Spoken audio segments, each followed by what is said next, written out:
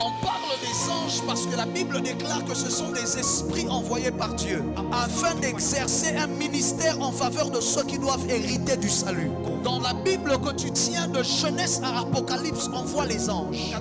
Du début à la fin, on voit les anges.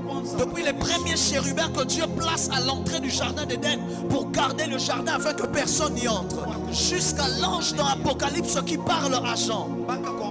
Le même qui lui dit viens voir, je vais te montrer l'épouse. Il y a le ministère angélique du début à la fin de la Bible que tu tiens. Lorsque l'on parle des anges, les gens pensent que ça concerne l'Ancien Testament.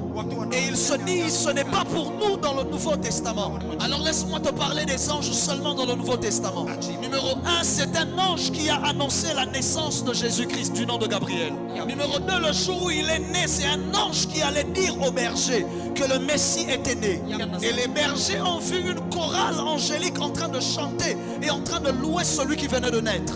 Et alors que Hérode numéro 3 a commencé à tuer tous les petits enfants, c'est un ange qui est allé chez Joseph pour lui dire prends le petit enfant et sa mère et fuis en Égypte.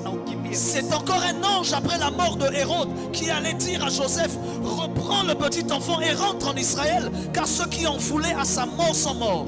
Numéro 4 dans Matthieu 4, on voit que alors que Jésus est dans le désert, des anges sont venus le servir. Même le Jésus que tu pries, même le Jésus que tu sers, a été aussi servi par des anges.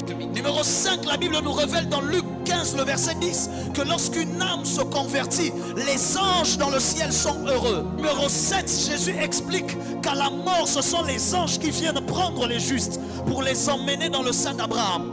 Lorsqu'il parle de la parabole de Lazare, du pauvre et du riche, dans Luc chapitre 16, le verset 22. Numéro 8, un ange descendait à Bethesda guérir des malades malgré que Jésus était dans la ville opérant des miracles. La présence de Jésus dans la ville n'a pas empêché à l'ange de continuer de faire son ministère à lui. Parce que dans le royaume, le ministère de l'un n'empêche pas le ministère de l'autre. Numéro 9, à Gethsemane, alors que Jésus pleure et que sa sueur se transforme en sang, parce qu'il a peur devant la croix, parce qu'il souffre devant la croix. Ce n'est pas Dieu qui est descendu le fortifier, mais la Bible déclare dans Luc 22, le verset 43, alors un ange lui apparut du ciel pour le fortifier. C'est un ange qui est venu fortifier Jésus avant qu'il n'aille affronter la croix. Numéro 10, à la résurrection de Jésus, c'est encore des anges qui sont apparus aux femmes pour annoncer en premier que le Messie était ressuscité. Ça veut dire qu'on les a vus à la naissance de Jésus. On les a vus à la mort de Jésus. On les voit encore à la résurrection de Jésus.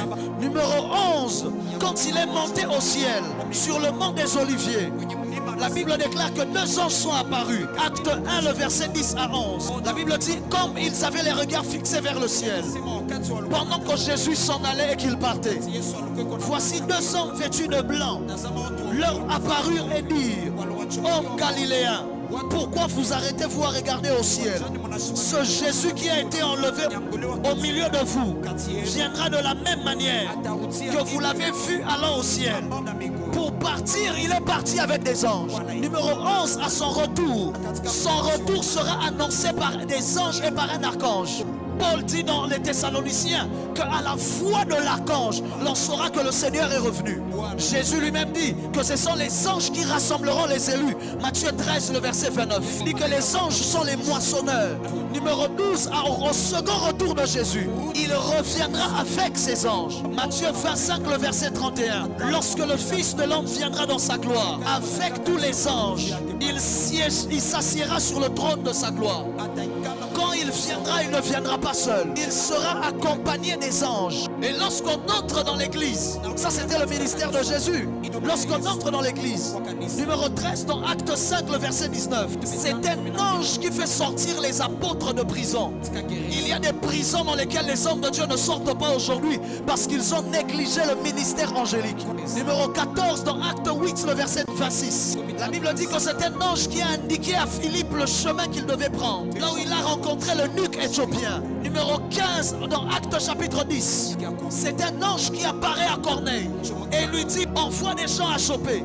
Appelle Pierre et Pierre va te prêcher l'évangile. Là où les anges ne prêchent pas l'évangile parce que ce n'est pas leur ministère. C'est à nous aux 5 ministères, apôtres, prophètes, docteurs, pasteurs, évangélistes, qu'il a été donné de prêcher l'évangile. Mais un ange a travaillé pour que Corneille envoie des gens chercher l'apôtre qui devait venir lui prêcher la bonne nouvelle.